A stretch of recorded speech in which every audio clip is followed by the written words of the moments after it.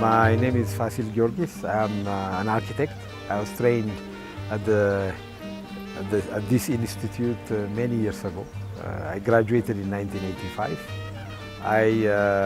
I'm an associate professor now, leading the chair of conservation of urban and architectural heritage. I was, of course, before the formation of the conservation chair, I was teaching in different courses: urban planning, design, theory of architecture, history, and so on. So I have been a long time in this campus, and then after the formation of EiABC, we started working towards the formation of this chair, conservation of urban and architectural heritage. We teach the architecture and the urban planning students. We have now formed our own MA program. So it's running since the last 3-4 years. And I also got my master's degree in Helsinki University in 1990. So I stayed 2 years in Finland, specialized in institutional building and urban design.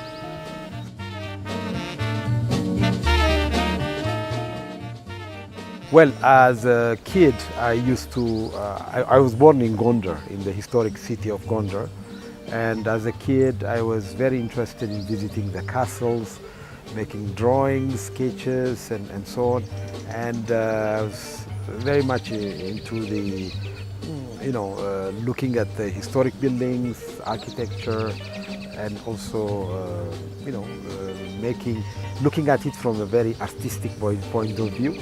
And eventually this led me to be interested in architecture.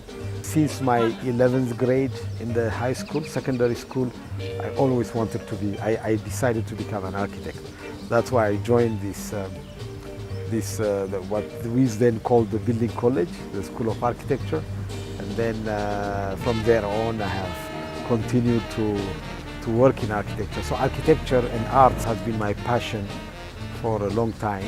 And then it eventually evolved also in the protection and preservation of historic buildings.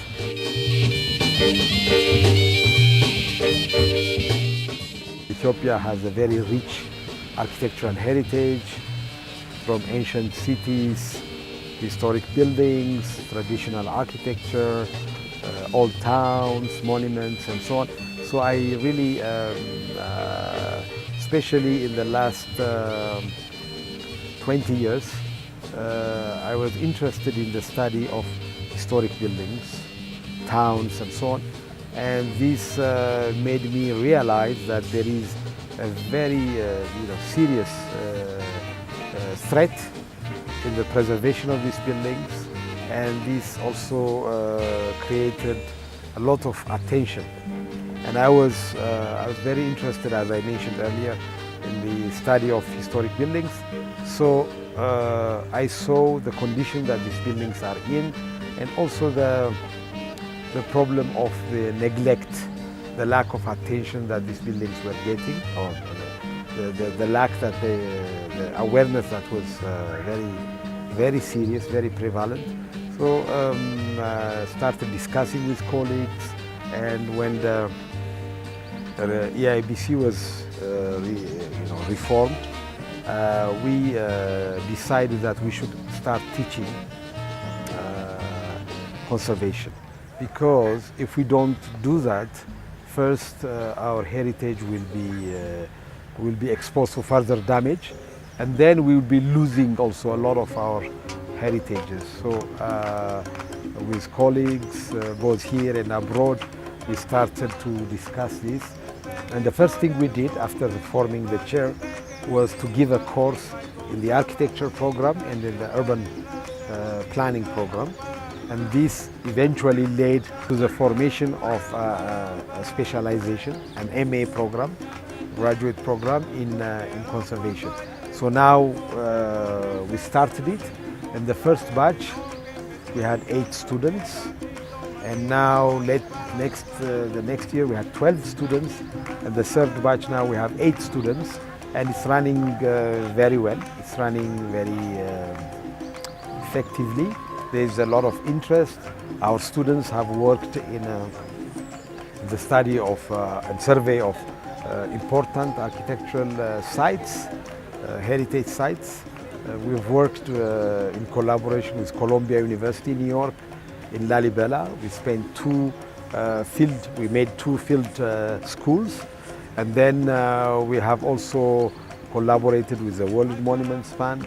We have a very good relationship with the Ministry of Culture, ARCCH, the Authority for the Research and Conservation of Cultural Heritage, and other agencies. We have worked also with the Oromia region, studying the Abba Jifar Palace.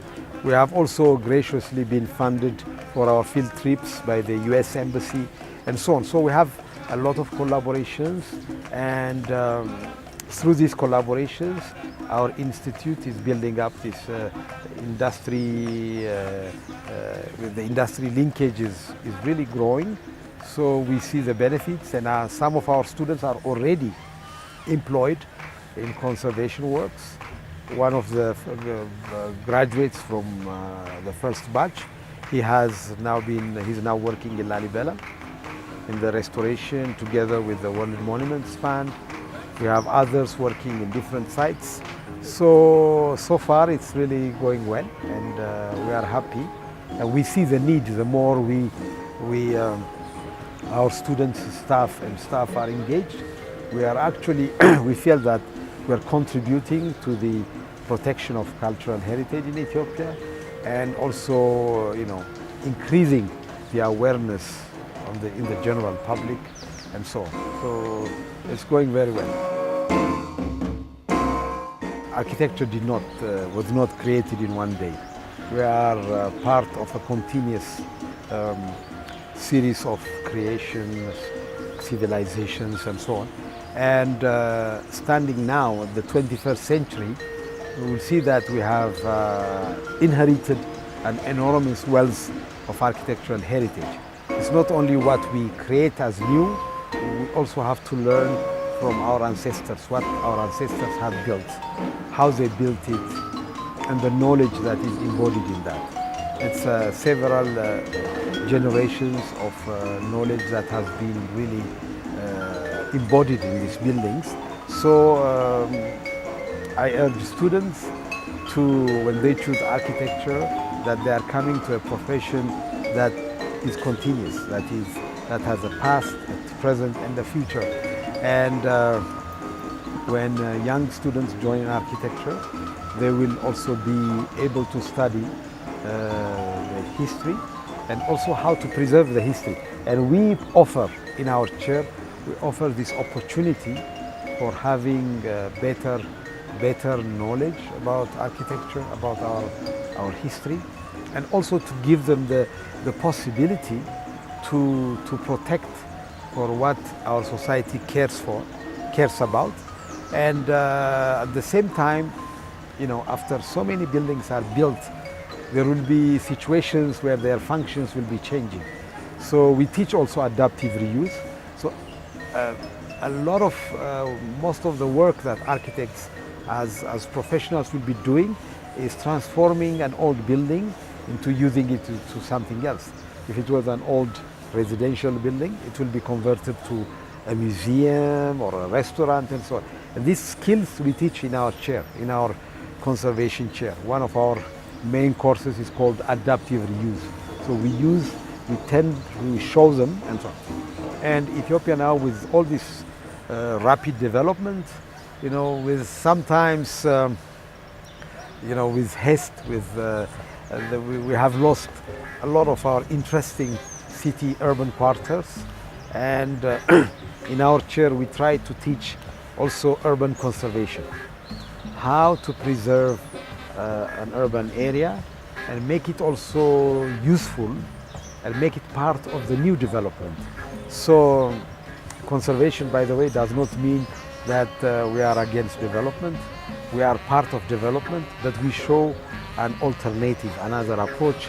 And I think our students and those who aspire to become architects, they will also have an opportunity to study their history, their architectural history, and also to study how to conserve historic buildings and put them to good use, to protect them and also to use them in different ways. So I think there's a really an enormous possibility in that. They could also do writing on architectural history, and they could research the materials, the technology that was used, and they could extract a lot of knowledge out of that. So in our chair, we try to teach all that and make history or make our heritage part of our development. So that's our main focus. We have important World Heritage Sites. To date, we have 9 World Heritage Sites, which is a lot of wealth in terms of human heritage. And we aspire to also register more. We have more sites. And this is actually a very big responsibility for us as architects and conservators. It also gives us the opportunity to study and understand and so on. But due to this lack of understanding, we have lost a lot of important urban areas, historic urban areas and buildings. And today, when you talk, for instance, the conservation of rock churches, it's a very complicated technology. It's a complicated technique how to preserve this. And some of the lesser known rock churches are in danger of deterioration, water leaking through the roof, and so on. So it's very timely that we, with all the possible knowledge that we can gather, and also both locally and internationally, build a capacity to protect and save these churches. We have also urban areas which are very interesting. We do not realize their value today, but eventually when we will realize it, it will be too late. So there are urban areas in Addis Ababa, the capital, which require really very serious urban conservation work. And also areas in towns like Adwa, old part of Aksum, Gondar, Harar, and so on.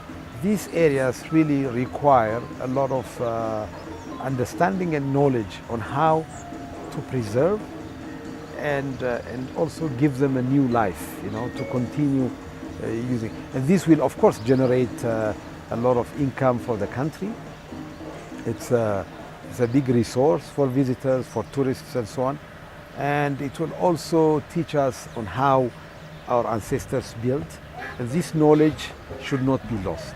If we lose it today, we cannot easily get it again. So the more we try to protect it, the more we try to learn and study it, the better it will be for our future. Because there is a lot of knowledge there. But mainly some parts of Addis are really in a very serious, due to rapid development, they will be lost. And this is a struggle that we have to do. We see a lot of change. We see a change of heart from planners, architects, developers, and decision makers.